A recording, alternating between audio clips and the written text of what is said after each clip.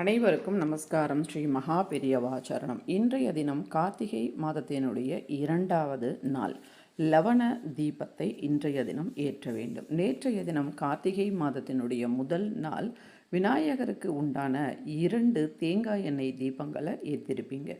இன்றைய தினம் நாம் ஏற்ற வேண்டியது லவண தீபம், அதாவது ராக் சால்ட் தீபம் அப்படின்னு சொல்லுவாங்க.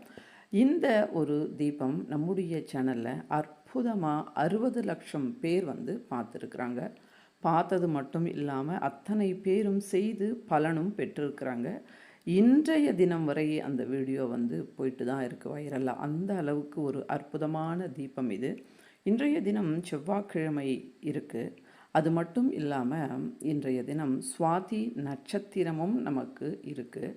அது மட்டும் இல்லாமல் இன்னொரு விஷயம், செவ்வாய்க்கிழமையோடு சதுர்தசி திதி இணைந்து வந்திருக்கு. இந்த மாதிரி செவ்வாய்க்கிழமையோடு சதுர்த்தி அல்லது சதுர்தசி திதி வரும்போது அது ஒரு அலபிய யோகம். அந்த நாளில் நாம் செய்கின்ற ஸ்நான தான ஜப ஓமங்கள் அக்ஷய பலனை ஏற்படுத்தி கொடுக்கும். சுவாதி நட்சத்திரம் என்று சுவாதி நட்சத்திரத்தில் பெய்கின்ற மழையை நாம் பிடித்து வைத்தால் அத்தனை செல்வ வளம் நமக்கு ஏற்படும். இப்பொழுது லவண தீபத்தை பற்றி பார்க்கலாம்.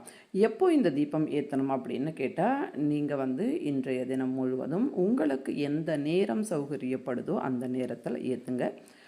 எந்த பெரிய விஷயமும் கிடையாது. இன்றைய தினம் ஒரு நாள் மட்டும் ஏற்றினா போதும். ஒரு மணி நேரம் எரிந்தால் போதும். என்ன பண்ணணும் அப்படின்னாக்கா, ஒரு மண் அகல் கூட எடுத்துக்கலாம். அது நல்லா மஞ்சள் பூசி குங்குமம் வச்சு அதில் உப்பு கொட்டுங்க. அதற்கு கீழே ஒரு தட்டு வைங்க. பித்தளை, செப்பு, வெள்ளி கூட வைக்கலாம். ஏன்னா நம்ம 1 மணி நேரம் தானே ஏற்ற போகிறோம். அதனால் எந்த பிரச்சனையும் வராது. உடனே அது மலை ஏறினதுக்கு பிறகு அதற்கு கீழே இருக்கக்கூடிய தட்டை எடுத்துடணும். அல்லது இலை கூட நாம் வைக்கலாம். வச்சுட்டு அந்த தட்டோ அல்லது இலைக்கோ மஞ்சள் குங்குமம் வச்சு அதற்கு கீழே கோலம் போடுங்க. ஒரு கோலத்தை போட்டு அதற்கு மேலே தட்டு அல்லது இலை வையுங்க. அந்த தட்டுக்கோ இலைக்கோ அலங்காரம் பண்ணிவிட்டு ஒரு அகல் வையுங்க. கொஞ்சம் பெரிய அகலாக இருந்தால் நல்லது.